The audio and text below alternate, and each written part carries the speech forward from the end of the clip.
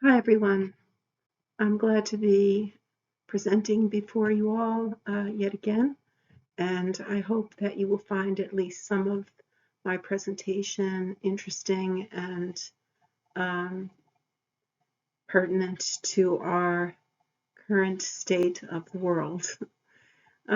This is an analysis of Russian genocidal talk against Ukraine, and I'm Jackie Nenchin from Malloy University in New York, Long Island, New York.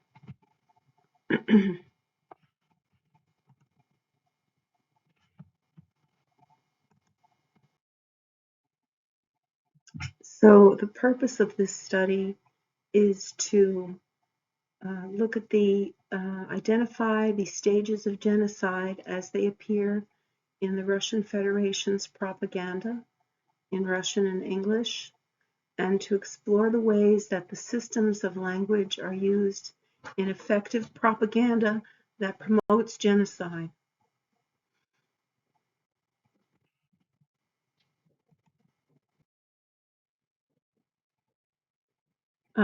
So a little background on the situation with disinformation and propaganda.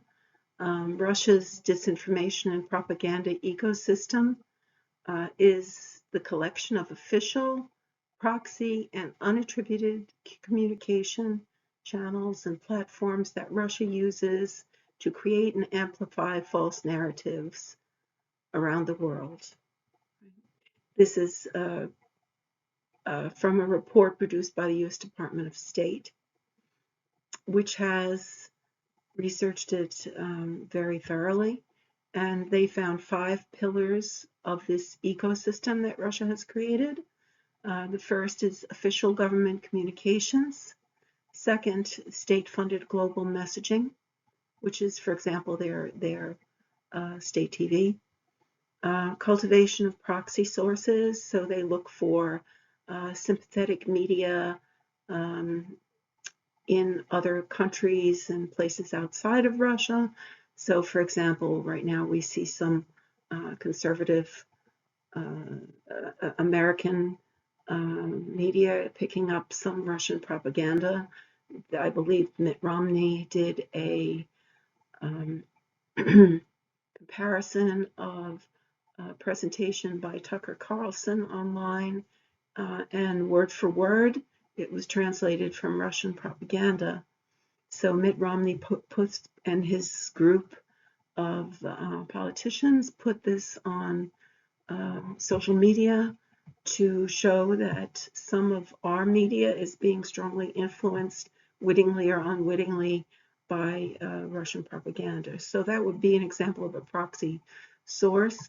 The weaponization of social media, using social media for Russia's aims and against us and other people that they perceive as enemies, NATO countries, the EU, whatever, and cyber-enabled disinformation, things like bots. So there really is a thoroughly comprehensive approach to this information warfare. Esther Senes has done some work on it in a somewhat different context that you should look at if you are interested in this topic.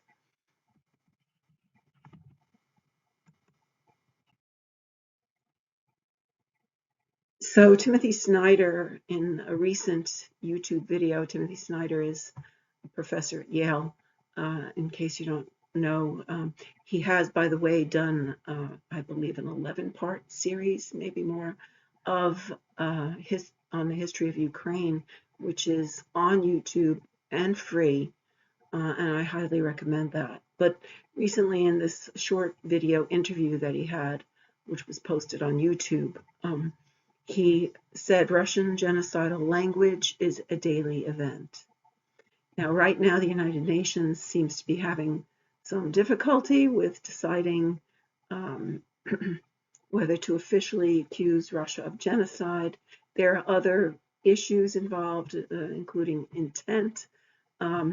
in a legal sense that they have to prove, but I've quoted here their definition for genocide, which is a crime committed with the intent to destroy a national, ethnic, racial, or religious group in whole or in part. And that definition has been around since 1948, post-World War II, signed by 150 nations, including the then Soviet Union and the United States. So they define 5 parts to genocide: killing members of the group, causing them serious bodily harm, mental harm, deliberately inflicting on the group conditions of life that can bring about their physical destruction, imposing measures intended to prevent births, and forcibly transferring children of the group to another group. And we have seen in Ukraine children being taken from families in eastern Ukraine or occupied territories and sent to Russia, and the families are unable to find their children. And the children are being indoctrinated, and that's by the admission of Putin and others. And they have been charged with that crime already by the International Criminal Court. So just some background from an SFL perspective, a couple of relevant quotes. Hassan notes that language is a fearsome resource through which we not only do seemingly trivial things, such as greeting or gossiping, and so on, but through it we can have the power of doing enormously momentous things. So I always teach my students about the power of the word. And unfortunately, some people use the word to do very negative things, which is the case in point in this study. And then Annabelle Lucan's analysis of news, she explores the connection between context and text, and how that's evident in linguistic choices made by the speakers and writers, and how this changes the audience's way of thinking, whoever is listening or reading it.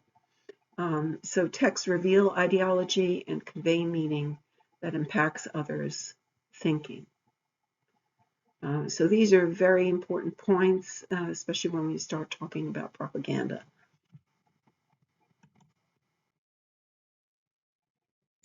So the current war that the Russian Federation began against Ukraine, which it calls a special operation, which is probably the only euphemism you're going to hear in this presentation, is a hybrid war. It doesn't just involve men, weapons, bombs, drones, and everything, but also texts that are designed to influence and manipulate across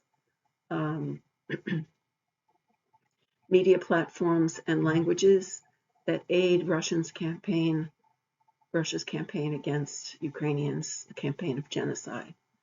This study takes a close look at a small selection of texts chosen as a representative sample out of the huge volume of genocidal and other propaganda produced by the Russian Federation.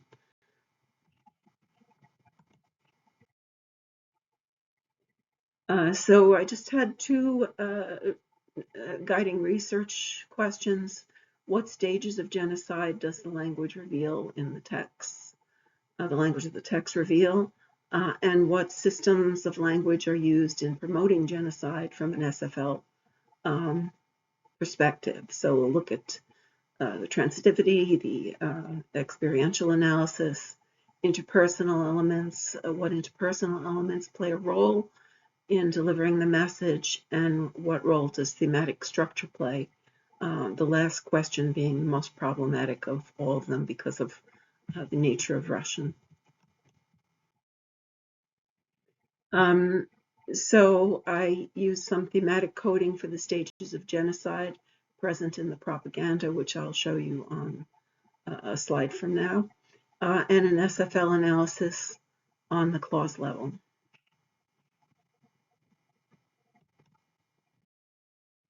And that was a qualitative analysis.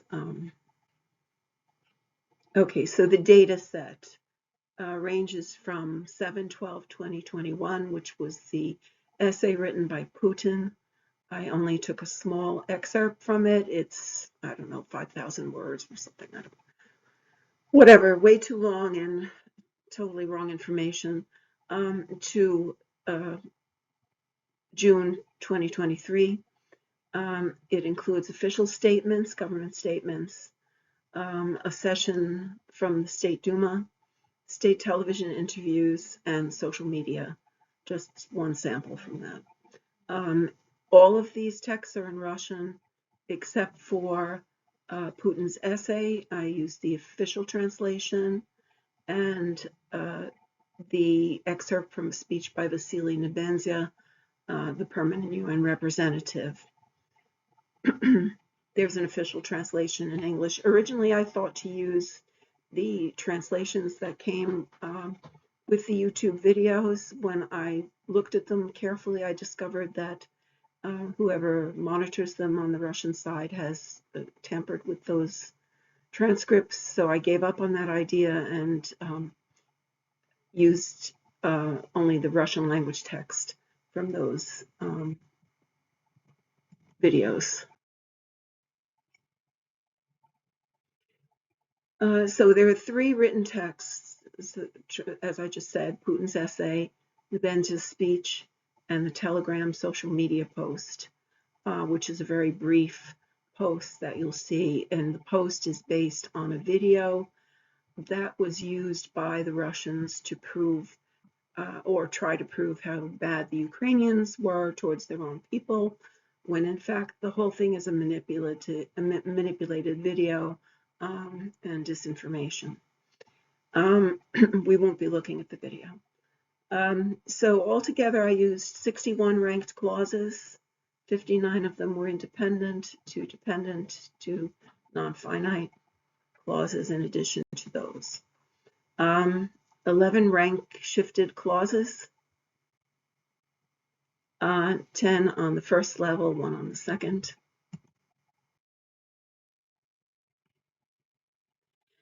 And I started with looking at the stages of genocide as defined in my source, and seeing which stages appear in the propaganda.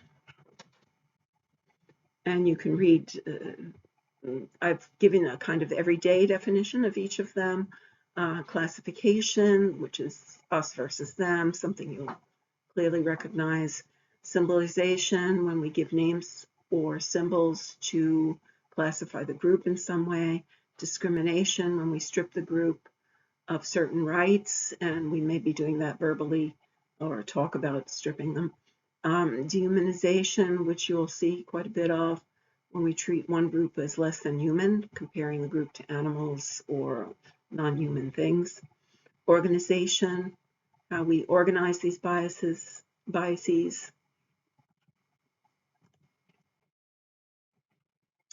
Polarization, driving the groups apart. Preparation, how to prepare people who are listening to the propaganda to deal with the other group.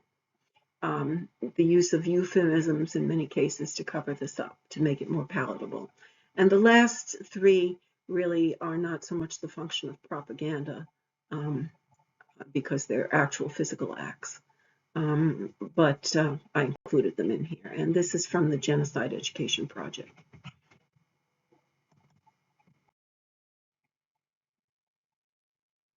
So I coded each of the interviews for these stages, and you can see that the us versus them appears in most of the sources.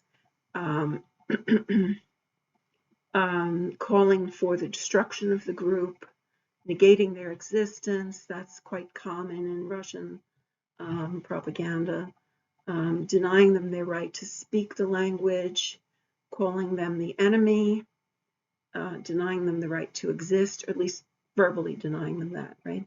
And dehumanizing them. The RT stands for Russia Today, which is the Russia state television. And Russia, it's all Russia-sponsored, state-sponsored media, controlled very intensely by Putin's handpicked people. One of the most famous is in the third selection, Volodymyr Solovyov. The head of RT appears in the fourth one, and that, again, you see the different stages involved, giving names to the group, dehumanizing them, and you'll see a little bit later what words they use to dehumanize them. Advocating killing them.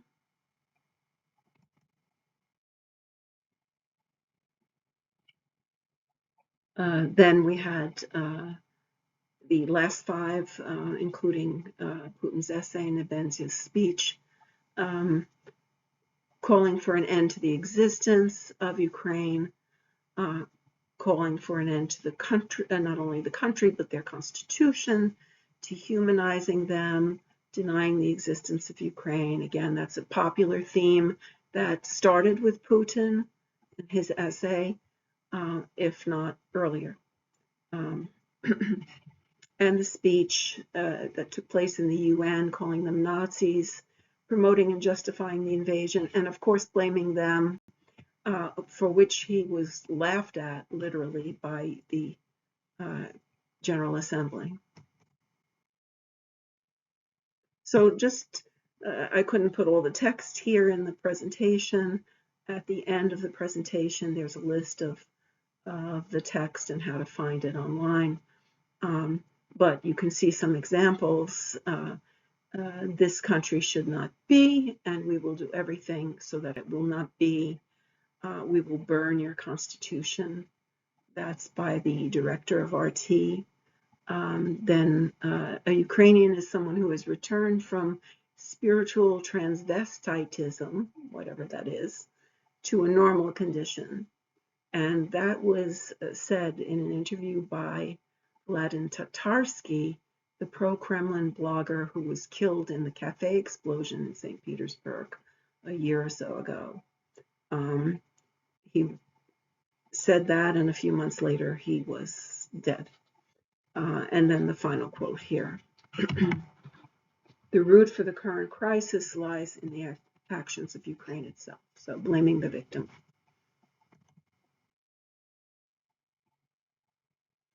So I did the SFL analysis on the clause level, the three metafunctions.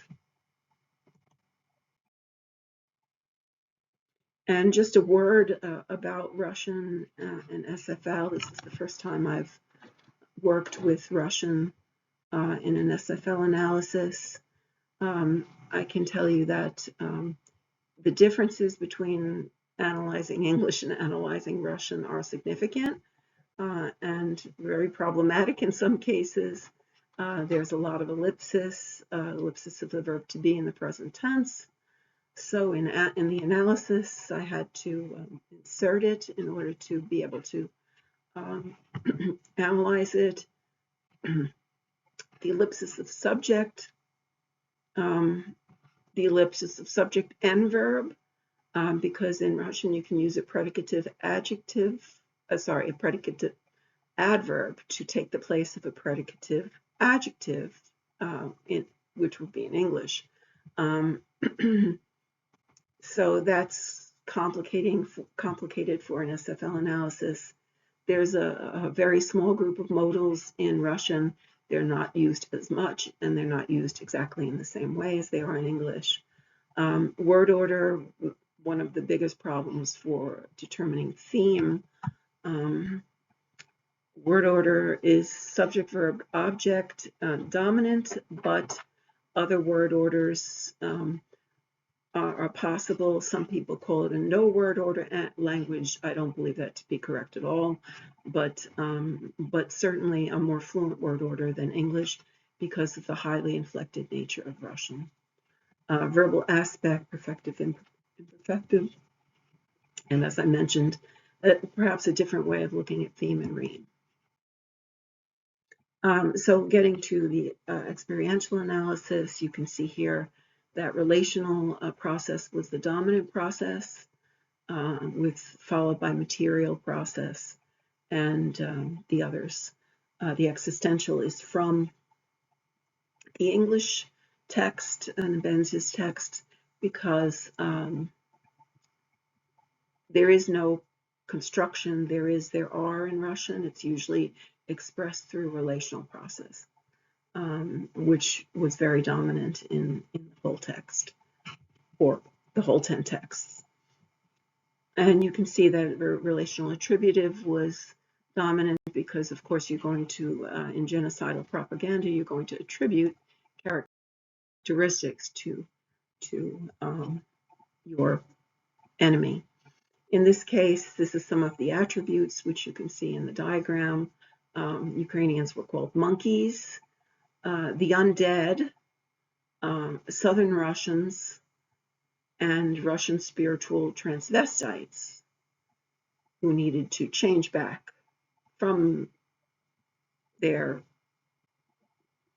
situation to be a real Russian again. That's what the propaganda said. Ukraine was described as non-existent or just a product of the Soviet era, which is very far from the truth, or the Nazi regime. And the Ukrainian language described as the language of the enemy. Some of the actions against Ukraine expressed in the material process were kill, and their goal was to kill 10% of Ukrainians, don't study or respect the Ukrainian language, destroy this Nazi regime, and that the Russian army is fighting the undead.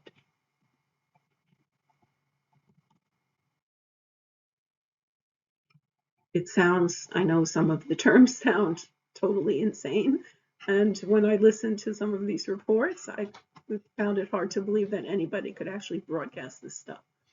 So the present tense in terms of interpersonal findings, most of it was written in the present tense and then followed by the past tense with a few things in future perfective. The impersonal it is one of the most common subjects because of that predicative adverb situation. And it often just eliminates the need to say we Russians are doing this or that or believe this or that. So it's it is this way, it is that way, as if it's a fact. Other common subjects include he and they, referring to Ukraine and Ukrainians.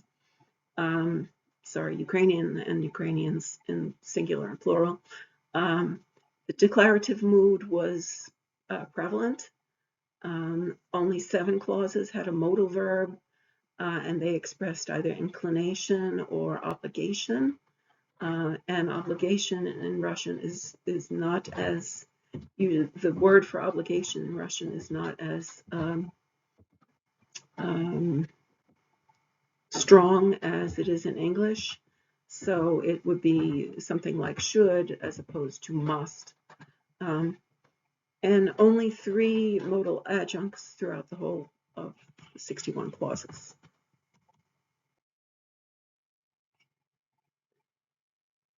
Theme and rime, although Russian is considered subject-verb-object language because of this highly inflected situation, it allows changes in position for the subject, object, and verb for stylistic purposes, for emphasis, changes that would be highly marked or not possible in English at all. The tendency is for the subject to be the first element in the clause and to be the topical theme. That was certainly the tendency that I could see in the text overall, the texts. However, it's complicated in Russian because the subject of the verb can often be ellipsed because the verb form indicates what the subject is.